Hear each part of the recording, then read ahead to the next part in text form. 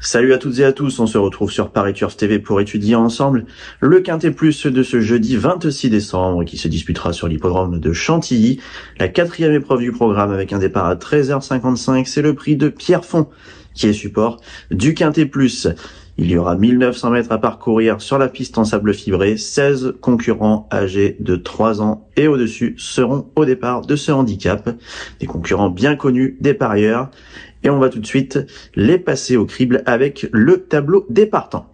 On débute avec le top weight, c'est l'As Splendino qui semble ici découvrir un bon engagement.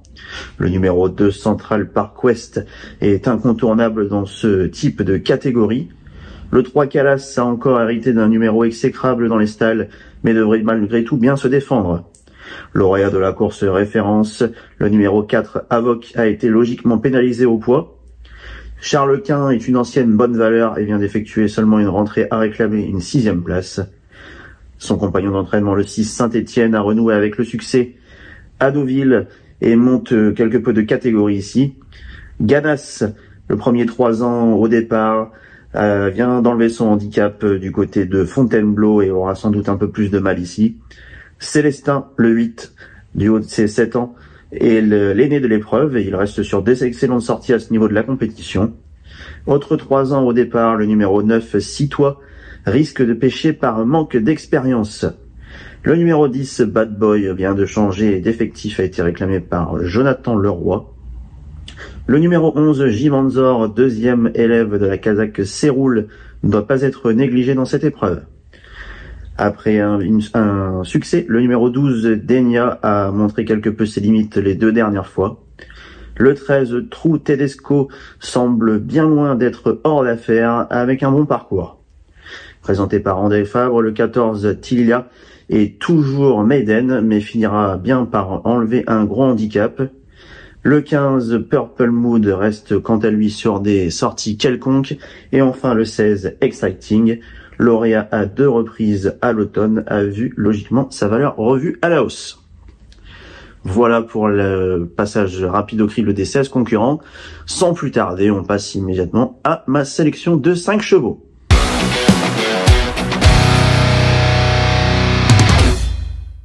Et pour ce Quintet Plus de ce jeudi, j'ai retenu en tête le numéro 1. Il s'agit de Splendino. Splendino, qui est un concurrent de classe. Il reste sur 2 tentatives pendant le meeting de Pau. Et on va retrouver tout de suite en course référence sa plus récente sortie. Il s'agit de sa 2e place le 5 décembre dernier sur l'hippodrome de Pau, donc dans le prix de B12. Il se classait très bon 2e, il s'intercalait et faisait jeu égal avec Morphewan, multiple lauréat de gros handicap, et The Grey Gatsby, 2 concurrents qui évoluent chacun en 44 et 45 de valeur. Splendino, qui avait évolué au niveau grand handicap au printemps, même fin du printemps, à l'occasion d'un super handicap où il évolue en 45 de valeur. Sa valeur a été revue à la baisse puisqu'il évolue désormais en 41,5. L'engagement semble donc très favorable pour lui, sa forme est sûre. Avec 2 courses dans les jambes après un break, je le vois s'imposer dans cette épreuve. Je lui oppose le numéro 8, Célestin. Célestin que l'on va également retrouver lors d'une course de référence. C'était le 3 décembre dernier, le prix du manoir de la Salamandre. C'était sa plus récente sortie, il se classait 3e. Une très bonne sortie, vous pouvez le voir sur cette image avec la casaque jaune et le chevron bleu. Il luttait vaillamment jusqu'au bout. On retrouve également dans cette épreuve Calas, qui était à la lutte, casaque jaune avec l'écharpe rouge et qui va échouer finalement de peu face à Célestin. Un Célestin qui, on va retrouver également une petite fiche pour lui, qui marche bien avec le bonnet assourdissant en 4 tentatives avec cet artifice. Il a terminé à 3 reprises dans la bonne combinaison. Un cheval qui était un peu allant en début de carrière, notamment lorsqu'il était chez Fabrice Chappé. Eh bien, visiblement, son nouveau mentor a trouvé les bons boutons. Et après 2 bonnes sorties soldées par une 2e et une 3e place à ce niveau, il peut peut-être cette fois glaner la victoire. À retenir impérativement Célestin, le numéro 8. Ensuite, j'ai placé en 3e position le numéro 3, Calas, un concurrent de cœur, que l'on vient donc de voir dans la course référence précédente. Et c'est un concurrent qui totalise 75% de réussite sur la PSF de Chantilly. En 4 tentatives sur la PSF de Chantilly, il a obtenu 3 accessites. Malheureusement, et comme bien souvent avec ce concurrent, il a hérité d'un numéro en dehors dans les stalles, le 16. Jérémy Moisan s'en sert toutefois très bien et il peut venir briguer une place sur le podium. En 4e position, j'ai retenu un concurrent que vous connaissez très bien à ce niveau, c'est le numéro 2, Central Park West. Central Park West que l'on va retrouver lors d'une course de référence. Son avant-dernière sortie, c'était le 12 novembre sur la PSF de Chantilly. Il se classait 4e du prix de la Rotonde de Minerve. Vous pouvez le suivre ici sur ces images avec la casaque blanche parée de noir. Central Park West qui va vaillamment lutter jusqu'au bout pour se classer 4e, donc au pied du podium. Un concurrent qui excelle sur la piste en sable fibré de Chantilly, puisqu'en 6 tentatives sur cette piste en sable de Chantilly, et plus précisément sur le parcours qui nous intéresse, celui des 1900 mètres, il compte 5 podiums et une 4e place. Bien placé dans les stalles, on est obligé de lui faire une nouvelle fois confiance, même s'il n'a pas une grosse marge, il devrait bien courir.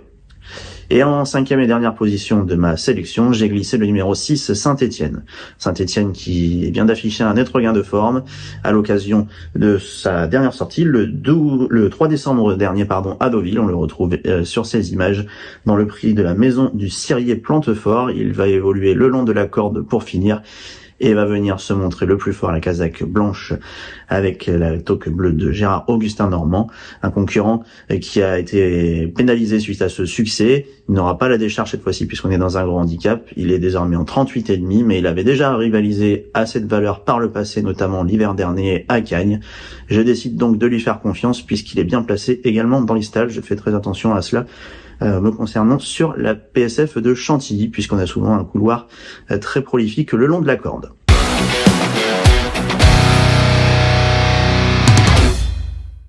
Voilà pour résumer ma sélection de 5 concurrents pour le Quintet Plus de ce jeudi 26 décembre à Chantilly. As, 8, 3, 2 et 6. As, 8, 3, 2 et 6 pour mes 5 préférés. Et on va conclure avec un petit chocolat en ce lendemain de Noël. Et on va se diriger vers l'hippodrome de Cagnes-sur-Mer, à la Côte d'Azur, en Réunion 3. Je vous conseille de suivre de près le 308 Inkawazi qui avait brillé l'été dernier sur l'hippodrome de Cagnes.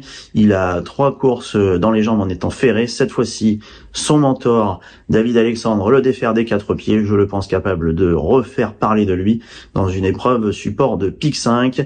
Il peut avoir une cote sympa en plus, alors n'hésitez pas à mettre un petit billet sur Inkawazi, le 308 à Cagnes-sur-Mer. Voilà, avant de se quitter, n'oubliez pas de vous abonner si ce n'est pas le cas encore à la chaîne YouTube de Paris Turf. Suivez-nous également sur X, Facebook et sur le site évidemment pariturf.com. Bonne fête de fin d'année à tous, bon jeu et à très bientôt sur Paris Turf TV.